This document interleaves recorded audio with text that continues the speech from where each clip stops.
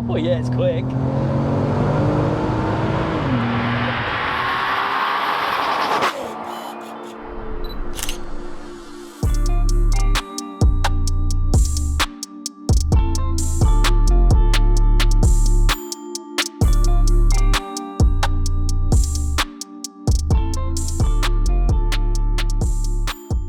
Hey guys, it's Luke here and welcome back to another video. You join me today with a very special car. We've got another R32 on the channel. I absolutely love these. There's been a fair few Mark 4s on the channel in recent months.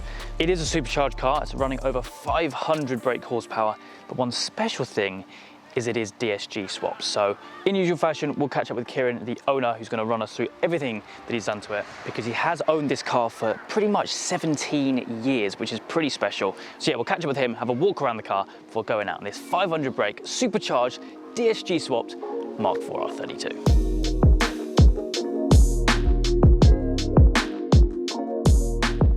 Okay, so we're joined now with Kieran, the owner of the car. Mate, thank you so much for coming down today. You've obviously brought your Mark 4 R32, a car which you've owned for a very long time, as I mentioned in the intro.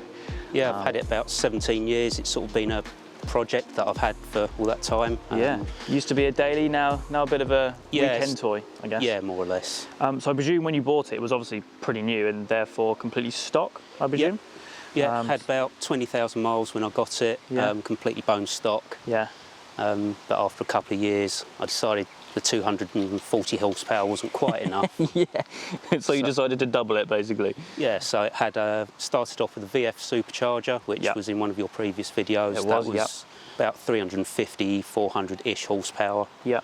Then I decided to up the game again. Went to a Roadtrex C30. So to do that, we had to pull the engine apart and put low compression pistons in it. Okay. Apart from that, the engine is completely original inside. Yeah.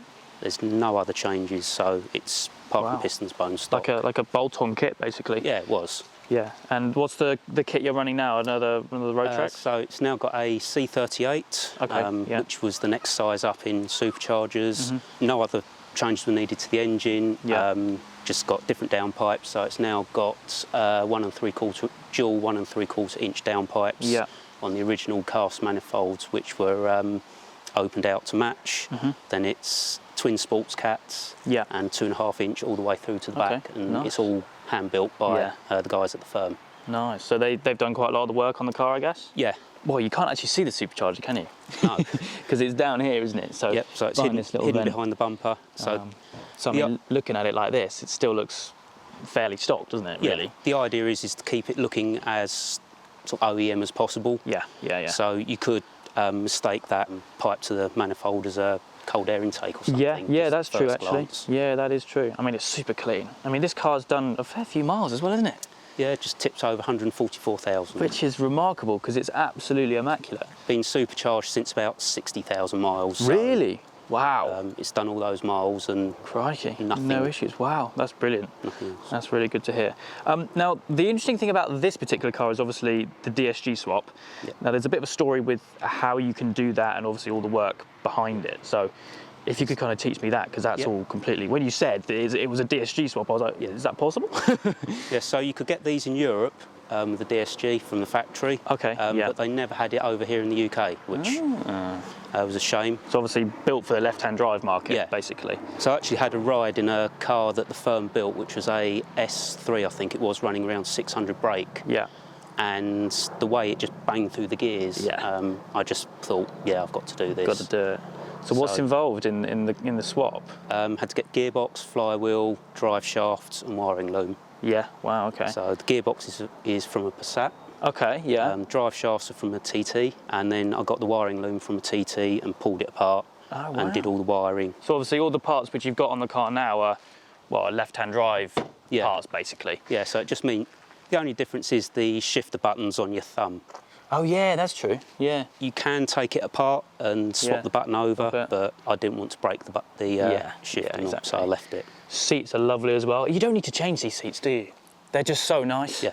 Really, really nice. Yeah. But other than that, what we thinking? Brakes? Brakes? Yep. Done the brakes? So brakes are the standard 2-piece discs from the factory, and then it's got the calipers from a V8 Touareg. Okay. Yeah, so yeah. They're the same as the Porsche calipers that a lot of people were putting on Mark IVs. Gotcha. Yeah. But about half the price because they're red, yeah, basically. absolutely. Absolutely. Awesome. Well, I think if that's pretty much everything, I think we should get it fired up and go for a spin. Sure. Should be good fun. Let's do it.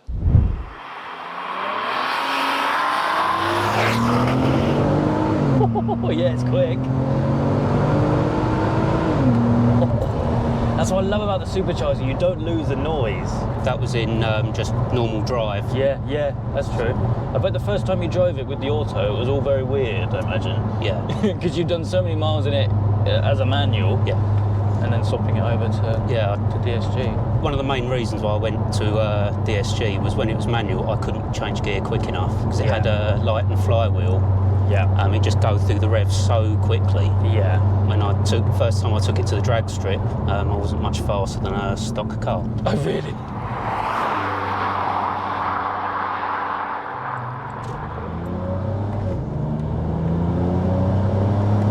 Sounds so good.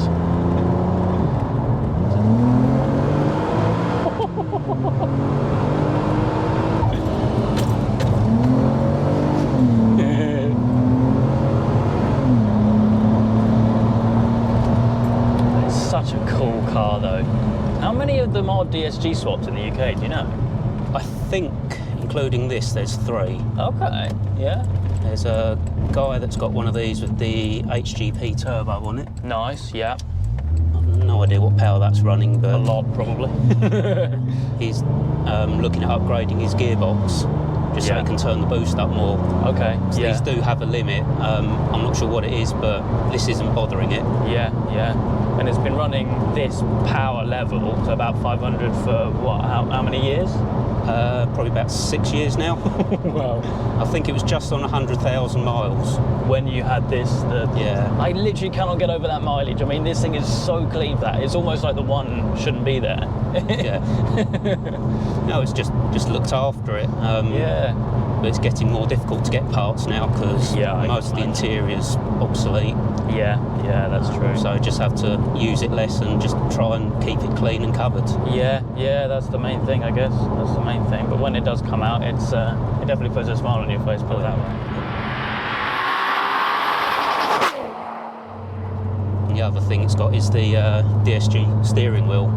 Oh, of course, you had to change the steering wheel as well. So these were, I think it was only about 500 made. So I managed to find this one from eBay in Germany. No way. And all the paddles are still all functional and everything? Yeah. Wow. Yeah, so when it's in drive, you can... Oh yeah, and it even says it on the dash, completely OEM as well. Yeah. Now, fair play. I mean, you've done a fair amount of the work yourself as well. Yeah. Haven't you? Yeah, so the firm did all the mechanical work, so the actual swap of the gearbox. Yeah. Then I went down there and did all the wiring. Wow. And the first time the Supercharger was when it was upgraded to the 38. C38. Yeah. I drove it out of the workshop, and then 24 hours later I was in South France. No way! So, seriously? Wow. So just straight out, down to Dover on the ferry, down through France. Absolutely zero issues. So Yeah. Well, that's one way to bed it all in. Yeah.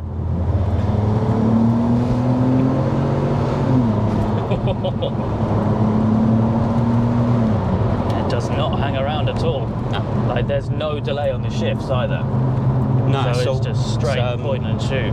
It's running a custom map on the gearbox as well. Okay, yeah, good idea. Yeah. And it was sort of optimised for going up the drag strip. Its best at Santipod was 11.5. Okay, for the quarter mile. Quarter mile. That's good actually.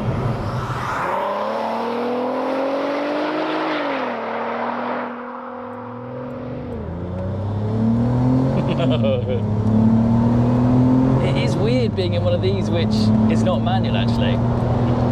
Because I've been in a few now, it is strange not to see a manual box. It took a little bit of getting used to. I can imagine it did, yeah. Kind of reaching down, where's your clutch pedal? I do occasionally miss the manual. Yeah. Because sort of country lanes you can sort of play and make it sort of pop and bang a little bit more. Yeah, you've got more control, I guess. Yeah. do you reckon? You got any more plans for it? We're just going to keep it as it is and enjoy it? Keep it as it is and enjoy it. I mean, I was tempted to go turbo. It does have a habit of eating drive belts on the Supercharger. Yeah. They last about a year. They're both very different, Supercharger and turbo, and it's just what you feel like doing. There's a friend of mine who's got a Mark 5. I filmed it when it was supercharged and it's now turbo. Yeah, I suppose with the Supercharger you don't lose the noise, which is a big part of these cars, isn't it? Yeah.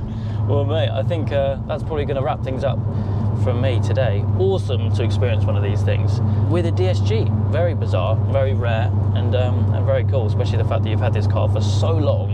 It's been a proper journey for you, so fair play, and thank you very much for taking me out in it today. But yeah, that's going to wrap things up for me today. I hope you guys have enjoyed. If you have, please do make sure you leave a like and make sure you subscribe for all the adventures still to come.